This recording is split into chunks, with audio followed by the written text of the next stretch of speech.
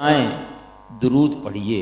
آپ قیامت کے دن میرے آقا کے پرچم لواء الحمد تلے اٹھنا چاہتے ہیں, اب درود پڑھیے.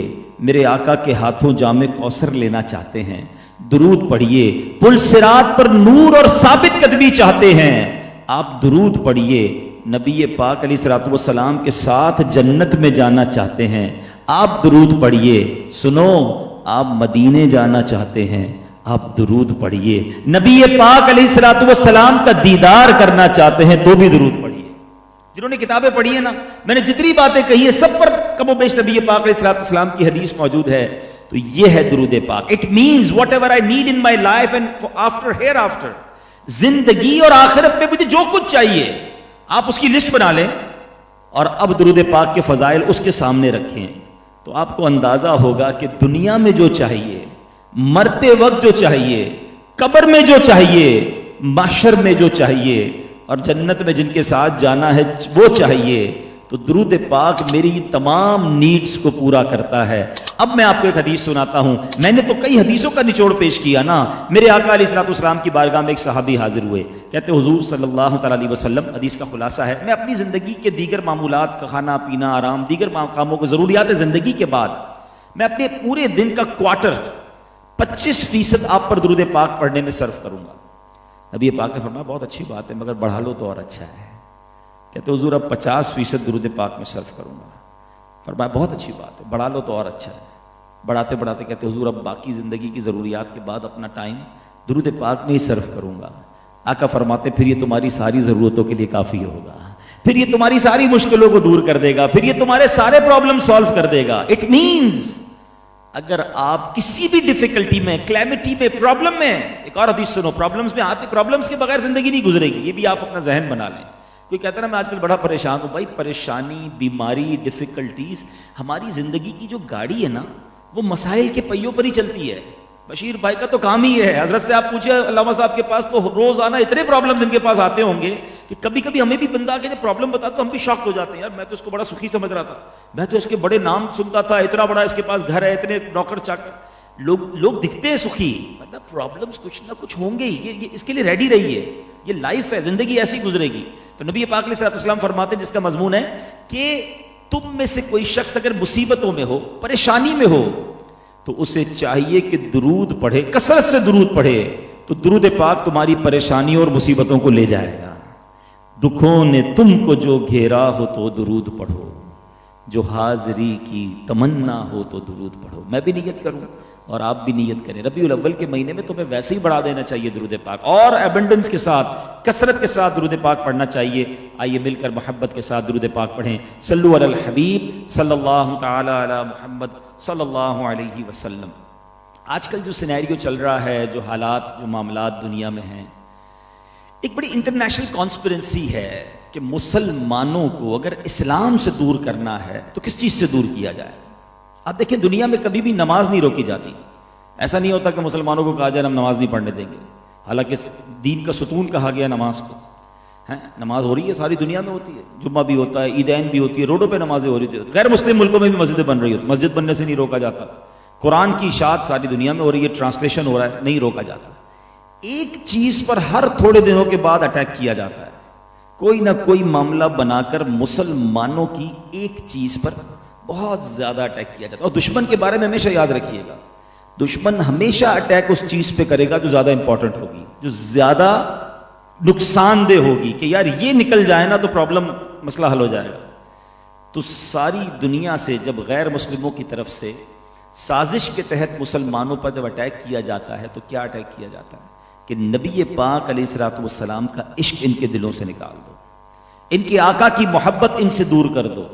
یہ ٹیسٹر لگا لگا کے چیک کرتے ہیں کہ دیکھیں کہ نبی پاک سے اب کتنی محبت باقی ہے. تو جب جس چیز پر اٹیک زیادہ ہوتا ہے, جس چیز کی ڈیفیشنسی ہوتی ہے, ہم اس کی ایفیشنسی بڑھاتے ہیں. کیلشیم کم ہو جائے تو کیا کرتے ہیں, کیلشیم کا ٹیبلٹ پیتے ہیں. وٹامن ڈی کم ہو تو وٹامن ڈی کے ٹیبلٹس لیتے ہیں. اب عشق رسول کو لوگوں کے دلوں سے نکالنے کی جب کوشش ہونا, تو اب ہمارا کام یہ ہے کہ ہم عشق رسول کو انہانس کریں, ہم وہ کام کریں جس سے نبی پاک سے دیوانہ وار محبت ہمارے اندر آ جائے. سب سے پہلے سمجھیے کہ نبی پاک علیہ الصلوۃ والسلام سے محبت, عشق رسول, یہ ہمارے ایمان میں کتنی امپورٹنٹ چیز ہے. پہلے تو یہ سمجھ لیں کہ خود نبی پاک علیہ الصلوۃ والسلام کی ذات اور ان پر ایمان لانا ہمارے دین کے لیے کتنا ضروری ہے.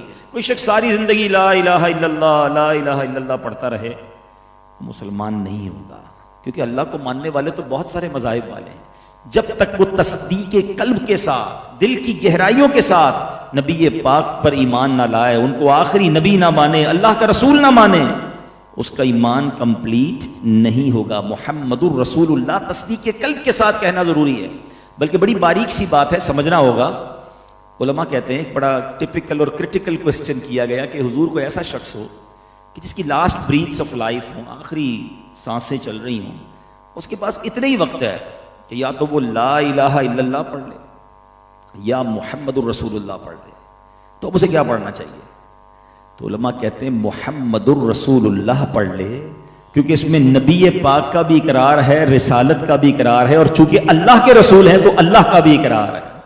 کمپلیشن آف ایمان جب ہوتی ہے جب نبی پاک علیہ الصلوۃ والسلام پر بندہ ایمان لاتا. یہ تو ہو گیا ادنا درجہ انٹری کرنے کا، اسلام میں انٹر ہو گیا. اب مومن ہونا ہے اور پرفیکٹ مومن ہونا ہے. دعویٰ تو ہم سب کا ہے کہ میں پکا مومن ہوں، مگر دیکھیں ڈیسائیڈ کون کرے گا؟ میں کروں گا، آپ کریں گے، یا جس کے صدقے ایمان ملا ہے وہ بتائیں گے. تیرے صدقے میں آقا سارے جہاں کو دین ملا. نبی پاک علیہ الصلوۃ والسلام کیا فرماتے ہیں؟ بڑی مشہور حدیث ہے، بخاری شریف، بڑی بڑی کتابوں میں یہ حدیث موجود ہے. نبی پاک فرماتے ہیں لا یؤمن احدکم حتی اکون احب الیہ من والدہ وولدہ والناس اجمعین.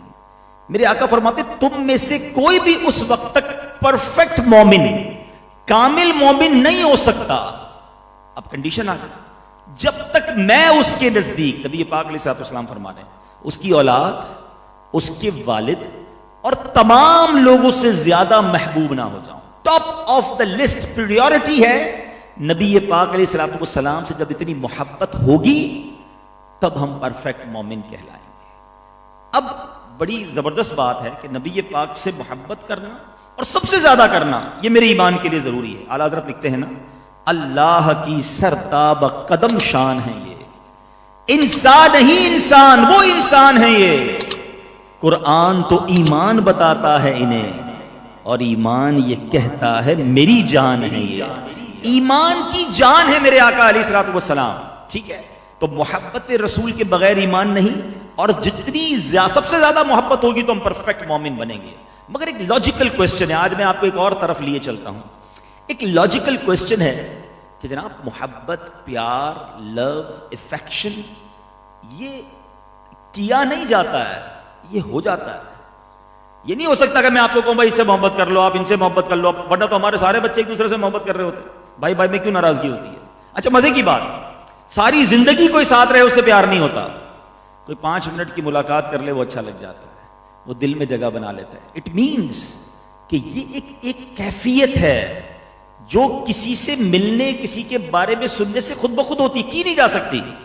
تو ہو سکتا ہے کسی کے ذہن میں کوسچن آئے کہ جناب مومن ہونے کے لیے نبی پاک سے سب سے زیادہ پیار کرنا ضروری ٹھہرا، تو پھر نبی پاک سے محبت تو ہوتی ہے، کیسے کرے، خود بخود کیسے ہوگی؟ تو چلیں جناب اب دوسری طرف چلتے ہیں. What is the reasons? ہم تلاش کرتے ہیں وہ وجوہات کہ جس کی وجہ سے کسی سے محبت ہوتی ہے. علماء نے اپنی کتابوں میں بڑی پیاری بات لکھی کہ دنیا میں کسی بھی شخص کو کسی بھی شخص سے محبت ہونے کے 3 ہی ریزن ہوتے ہیں. نمبر 1، یا تو وہ بہت خوبصورت ہوتا ہے، ٹھیک ہے، خوبصورت لوگوں اچھے لگتے ہیں، پیار ہو جاتا ہے، محبت ہو جاتی ہے، دوستی کرنے کو جی چاہتا ہے، خوبصورت ہو. نمبر 2، خوبصورت نہیں ہے مگر اسپیشل ہو، با کمال ہو. لوگوں کو کالے کلوٹے فٹ بالر سے پیار ہو جاتا ہے، کیوں یار اس سے زیادہ اچھا گول کوئی نہیں کرتا. وہ فلاں کرکٹر سے محبت ہو جاتی کیونکہ سب سے زیادہ رن اس کے ہوتے ہیں، دکھنے میں اچھا نہیں ہوتا، اسپیشل. بہت ساری ایسی چیزیں ہوتی ہیں جس میں اچھا لگنے لگ جاتا ہے. اچھا جناب تیسری بات، نہ خوبصورت ہے نہ اسپیشل ہے مگر کیئرنگ ہے، مددگار ہے، ساتھ دینے والا، احسان کرنے والا ہے. بعض اوقات ماں باپ سے سب سے زیادہ پیار کیوں ہوتا ہے؟ بعض اوقات کسی چاچا سے، کسی رشتہ دار سے، کسی دوست سے پیار ہو جاتا ہے. یار یہ مصیبت میں کام آیا تھا، میں پھنس گیا تھا، اس نے مجھے نکالا تھا، اس نے میری ہیلپ کی تھی. ساری زندگی بندہ اس کی عزت کرتا ہے، اس سے محبت ہو جاتی ہے. یہ تینوں ریزنز میں جتنے نوجوان ینگسٹر میرے بھائی پردے میں میری بہنیں بیٹھی ہیں، آج کل لوگ دنیا والوں کی محبت میں بہت جلدی گرفتار ہوتے ہیں. انفارچونیٹلی یہ کلچر بھی بہت بڑھتا جا رہا ہے جس کی وجہ سے بے حیائی، بری باتیں، بہت کچھ ہو رہا ہے. لیکن میں آج آپ کو اصل عشق، اصل محبت ہونی کس سے چاہیے؟